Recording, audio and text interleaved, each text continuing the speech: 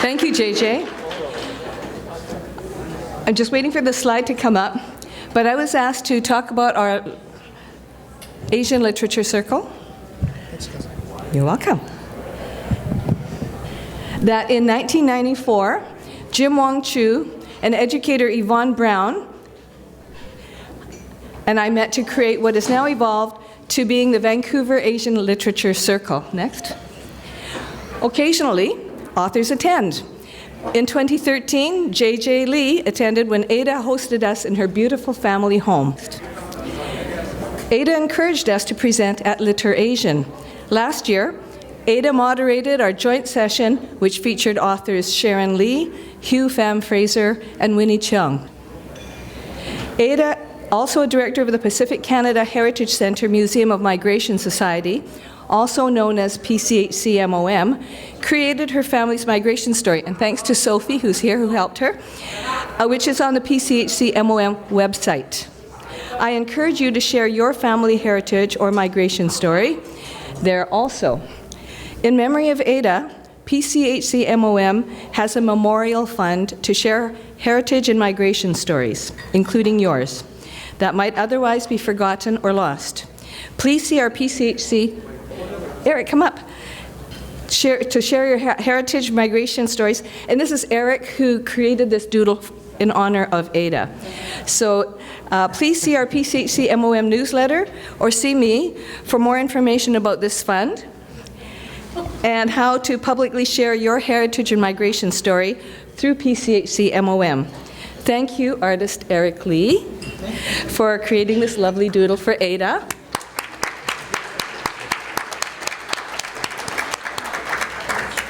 And please allow Ada to inspire you to preserve and share stories, your stories as well. And now, Ada's family story.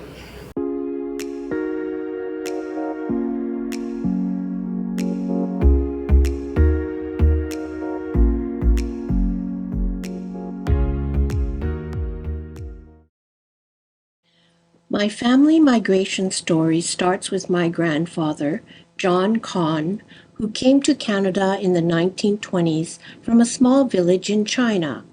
He was the third son of Con Chan Shi and Con Sai Wang. His village is in Guangdong province in the south of China, very close to Hong Kong. It was also called Nam Tong Chun, Kong Fao Heng, number 4 district of Zhongshan County, Guangdong Province, China.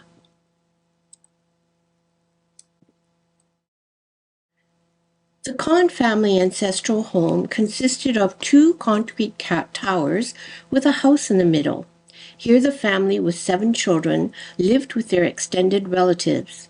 When my grandfather, John Con, born in 1894, came to Canada in his 20s to work, he met and married my grandmother, Ada Wong, in 1921 in Victoria, BC. He was 27 years old, and she was 20. My father, Harry Con, was born in 1922 in Coquitlam, BC, and in 1923, his sister Winnie was born.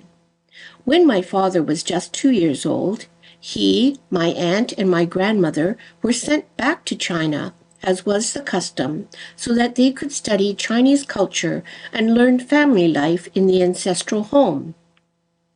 My grandfather remained in Canada to work in the shingle mills and sent money to China to support his family. So my father's first language was Chinese, and when he returned to Canada at age 13, he was the oldest child at Strathcona Elementary School's ESL program. These are my great-grandparents, Con Chan Shi on the left and Con Sai Wang on the right. I have never met my great-grandfather, but my great-grandmother came to Canada when she was 80 years old in 1949. At that time, she was the oldest woman to fly across the Pacific Ocean. My great-grandparents had 7 children. The first and second sons and the first daughter died in China. The third and fourth sons immigrated to Canada and settled in Vancouver. The fifth son and second daughter immigrated to the United States, and the fifth son served in the U.S. Army and later settled with his sister in Nevada. This is the traditional family photo in China.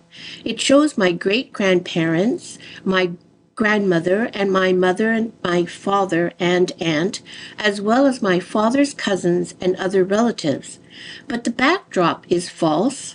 As can be seen in the left side, the photographer's error shows the real rural background. This is the family photo of my grandmother and grandfather, Ada and John Kahn. They had 5 children, and my father was the eldest. Here, my father is dressed in his army uniform, as the photo was taken just before he left for his military service. My father was a veteran of the Canadian Armed Forces. He served in Southeast Asia from 1943 to 1945 and held the rank of sergeant with the Special Asia Intelligence Corps Force 136. He worked as a translator and interpreter.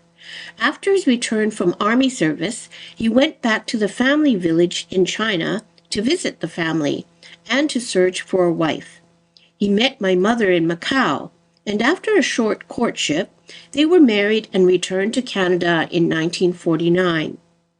In the village, my widowed great-grandmother, at age 80, lived with extended family members as her children had already left China, immigrating to different parts of North America. Decided to bring my great-grandmother to Canada to be joined with her number 3 son and his family. Here, she is surrounded by her children, her grandchildren, and her great-grandchildren. Finally, the family has grown. My great-grandmother died at age 101. She was predeceased by my grandfather by 5 years. These are the descendants of her third son, John and Ada Kahn. They were all born in Canada. Many live and work in Canada and the United States. If my grandfather had not immigrated to Canada in the 1920s, we would not be here today.